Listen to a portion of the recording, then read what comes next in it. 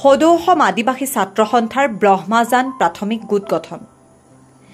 দেওবাৰে সদৌ অসম আদিবাসী ছাত্ৰ সন্থা বুৰৈ আঞ্চলিক সমিতিৰ উদ্যোগত আৰু বৃহত্তৰ ব্ৰহ্মাজানবাসী ৰাইজৰ সহযোগত বীৰ বিৰছা মুণ্ডা মেমৰিয়েল হাইস্কুল প্ৰাংগণত এখনি সভা অনুষ্ঠিত হয়। উক্ত সভাত ৰাইজৰ সহযোগিতা মৰ্মে ব্ৰহ্মাজান প্ৰাথমিক গোট গঠন কৰা হয়, য'ত সভাপতি হিচাপে দীপক লুগন আৰু সম্পাদক হিচাপে প্ৰকাশ হৰক দায়িত্ব দিয়া হয়।